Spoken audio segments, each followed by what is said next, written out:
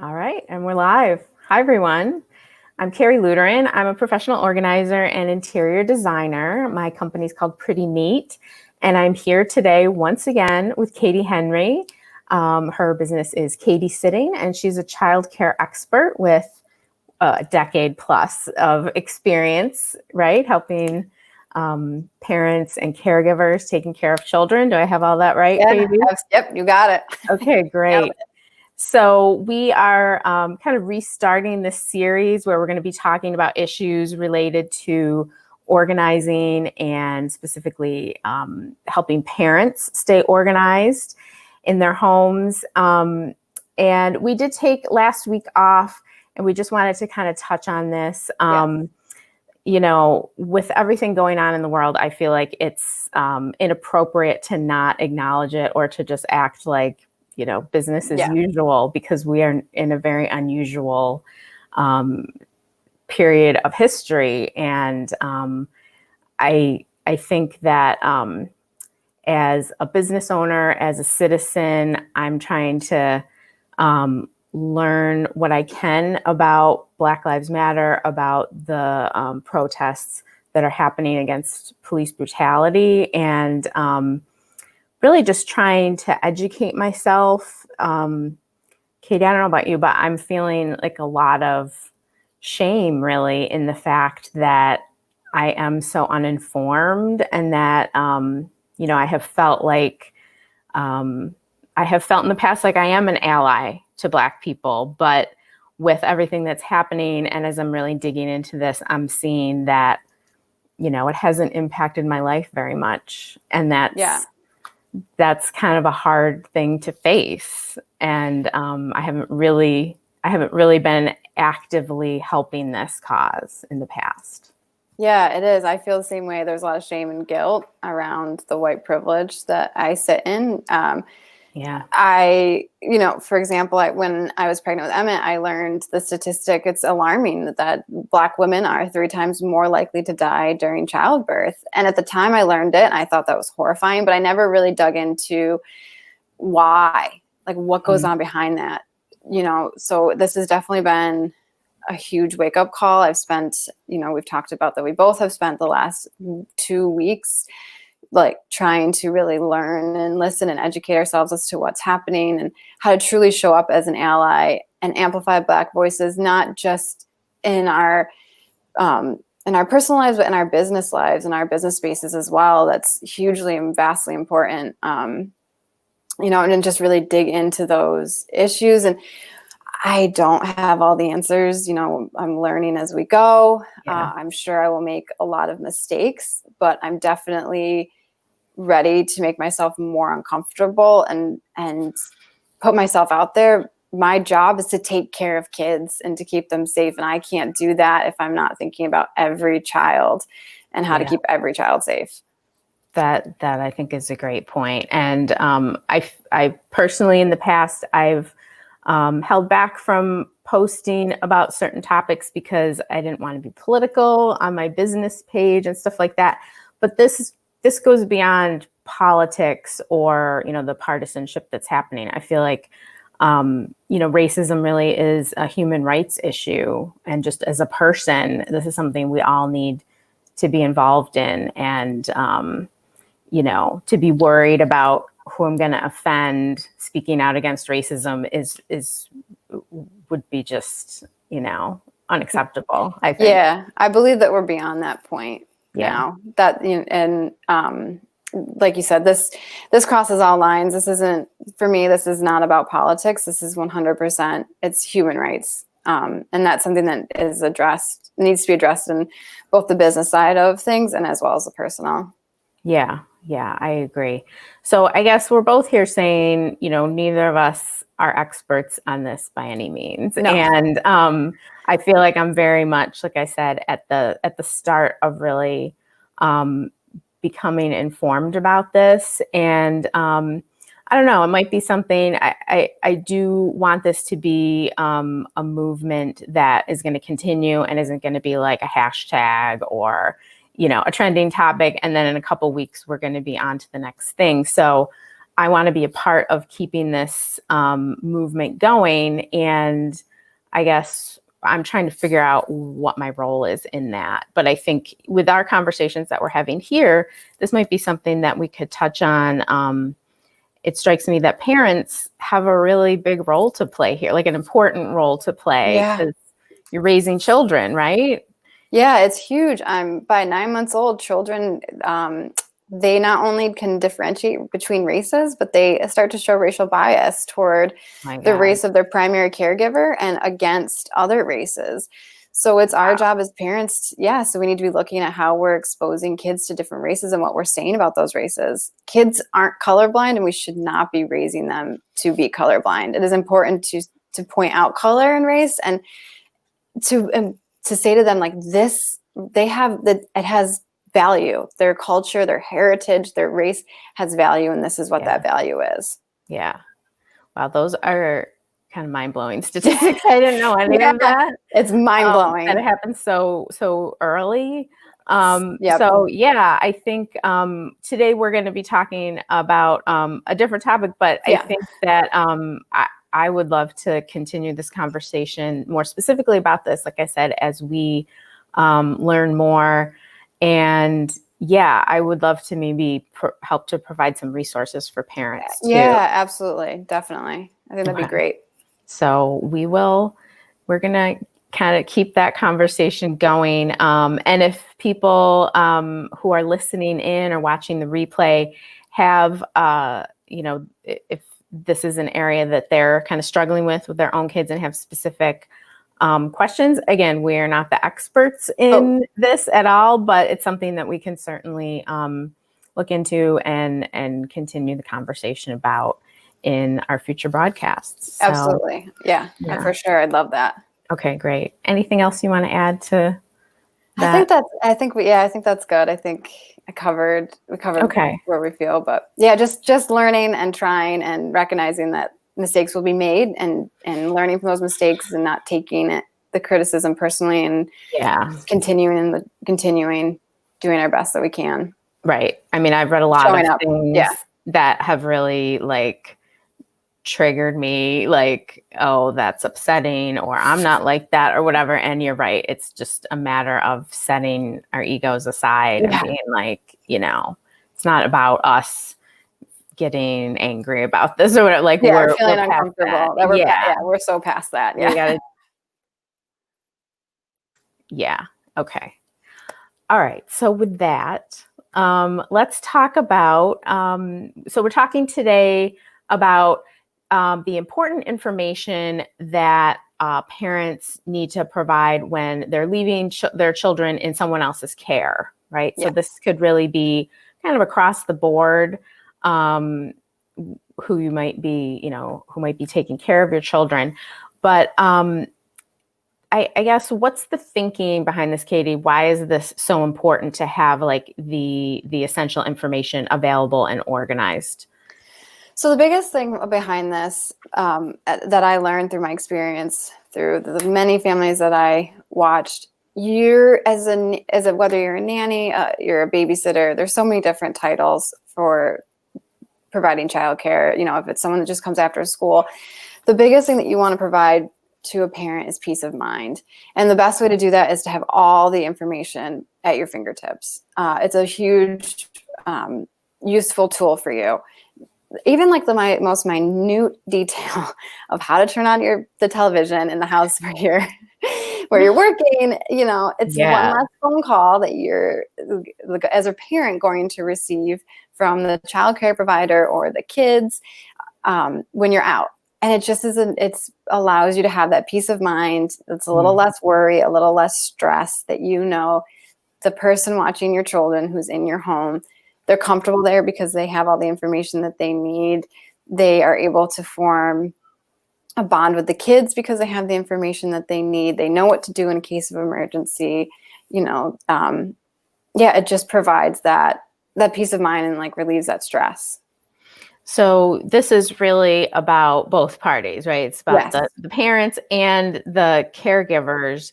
As a parent, you're going to feel better knowing that that person is prepared in case of an emergency, or if they just, like you said, need to turn on the TV for the kids, they're going to have that information. They don't have to be bugging you while you're out doing whatever it is, you're doing. And then on the flip side, as the caregiver, you're feeling more confident and more prepared to handle whatever might come up. Yeah. Yep. So. Absolutely. You feel, knowledge is power. You feel more, Right. The more information you have, the more empowered you'll feel as a caregiver. And it's one less thing that you have to worry about. It's just, it's there. Especially if it's a new family or a family you're not, you've only worked for a couple times. Like it's really nerve wracking. There's a lot of anxiety and stress, like from, what are their afternoon routines like? What does the bedroom look like? On top of like, what's the garage code? Like, what if I forget it? Do I need to write it down? I didn't ask them. Having all this information at your fingertips, it relieves the stress too for the person coming into your home watching your children. Right. I think that's a great point. So why don't we dig into some of the specific information that we're recommending that parents have. We are going to be linking to a workbook that you and I have created together. Yes. That will help folks to have all this information in one place. And I mean, as an organizer, I'm like all about this because if you've got stuff, written in different places or like on the fridge or in that drawer or whatever, it's just going to add to, we're talking situations that might be stressful, that might be an emergency, and, you don't want to have people searching for that stuff. So being able to hand them something or have something on the counter and say like, here you go, here's all, we've already thought this through ahead of time. So we're going to be linking to that in the comments below this video, but we'll talk about kind of the topic areas that we've included in the workbook or the guidebook. I forget which term we're using. So I guess to start with, the big thing is if there's an emergency, who should be contacted and what should the procedure be, right? Yes. Yes, exactly. So emergency contact numbers, from your poison control to the closest urgent care center, what hospital you prefer in the area to take your kids to, heaven forbid, if there's a big emergency. What if your child has special medical needs? Those phone numbers, if they have health issues such as diabetes, or if they see some type of specialist, are there phone numbers that you need to have included? And then if there's an emergency, what exactly is the procedure that you would like them to follow, depending on like the level of what's happened. Right. So what, if something does happen, who should you call? And I guess it would also be like, if you have maybe a grandparent in the area or somebody else that's kind of on deck that could help out. Neighbor, somebody that's next door. That could be helpful in that situation. That might be good as like a secondary go-to person. Absolutely. Okay, so emergency information. And then you brought this up already about like turning on the TV, but technology can be pretty complex in some households, between all the devices and how to turn everything on. And if you have a DVD, how do you put it in and all that? So, so that's a topic that should be kind of written out as well, right? Yeah, and it seems so, like I said, like such a small, menial thing, but really like it, a lot of homes there's access codes to the garage. Some people have their locks on their doors now, or you can type it in on your phone, and like that's another access code to the Wi-Fi, access code if there's parental guides on your TV for your Netflix or Amazon, like right. It's a lot of codes. And again, that's just one less thing that you're not going to be getting the phone call because your kid is supposed to watch Mickey Mouse Clubhouse before bed and you can't figure out how to turn on the television. Right. Like, that could be some kind of emergency, right? Yeah. So, okay. So all the tech stuff that someone might need in the household. And then let's see, we talked about in case of emergency. And then I guess for each child, there's quite a bit of information specific to them that a caregiver might need to access, right? Yeah, absolutely. So things like allergies or medications that they take, that type of thing. We also had talked about if they have, rules about their electronic use. And Yeah, if there's time limits to that. Another thing is parents don't think about, but a lot of the electronics now, kids are able to call or text their parents over those electronics.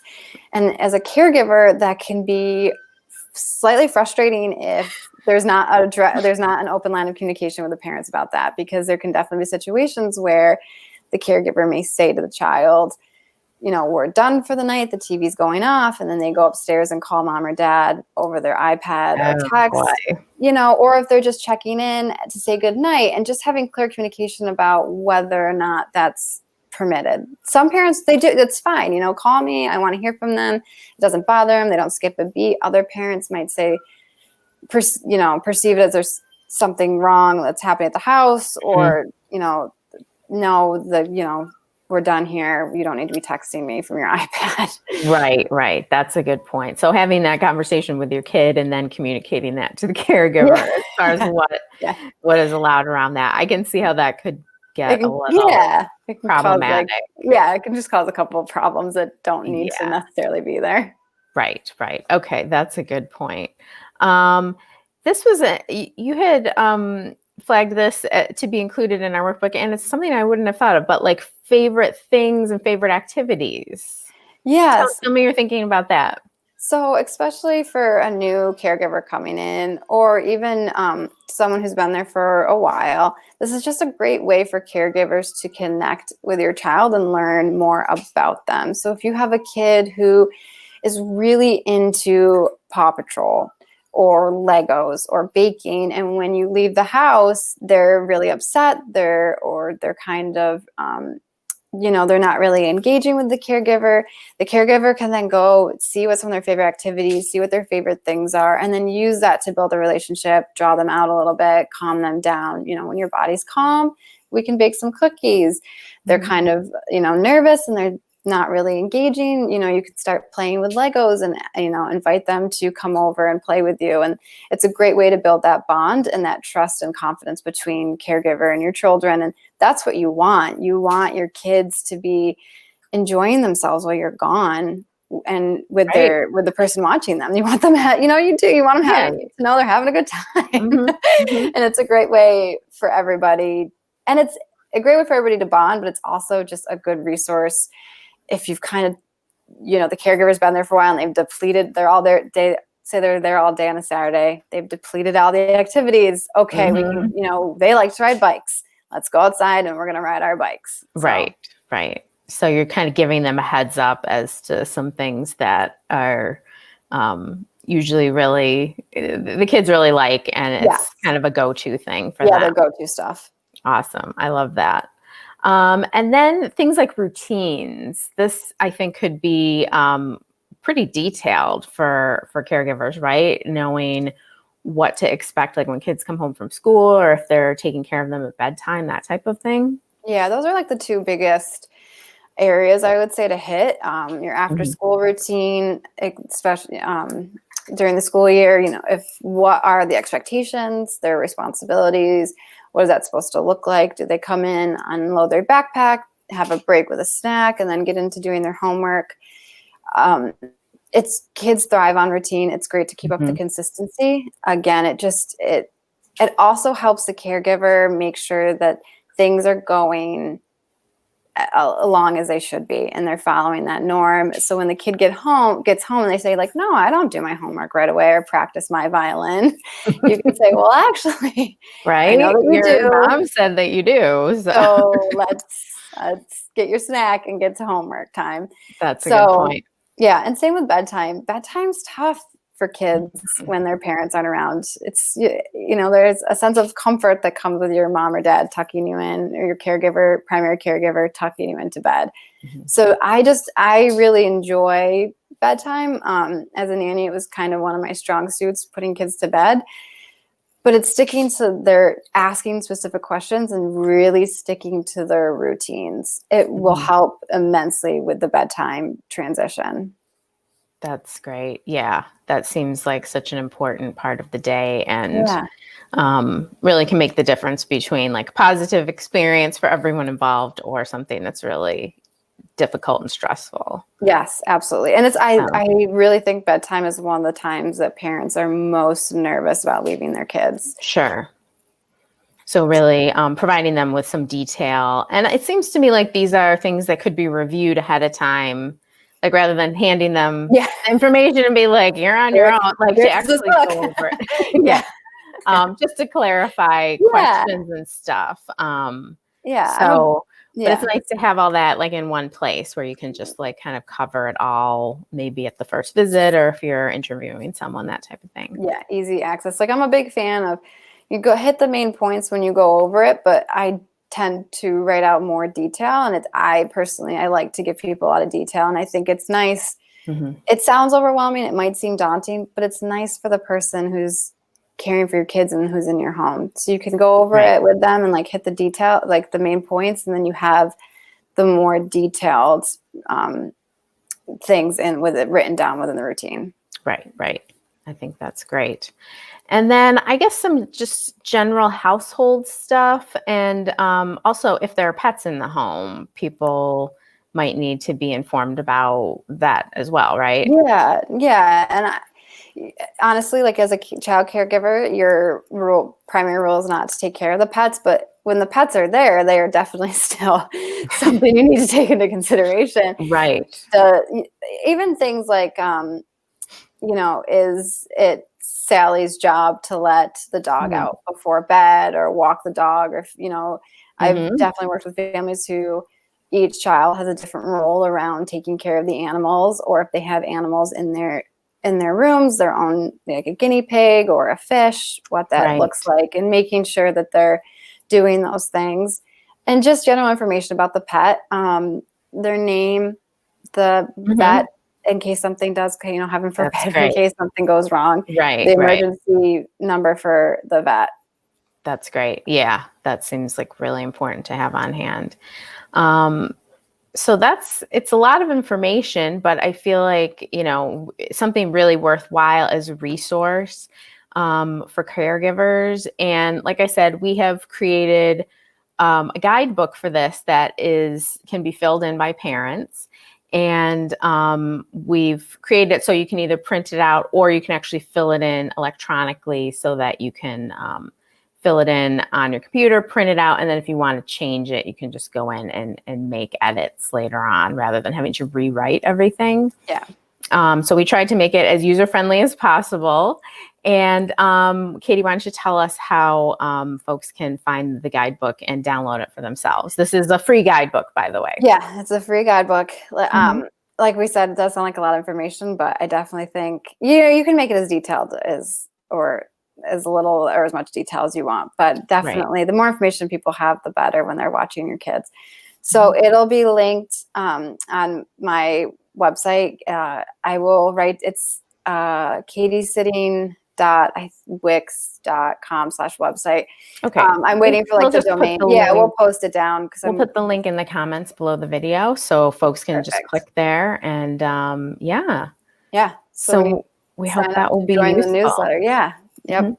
We just have to join the newsletter. You'll be able to download and receive the workbook, and it's great. I'm really excited about this. Yeah, me too. We have spent some time putting this together and formatting it so it's really easy to use.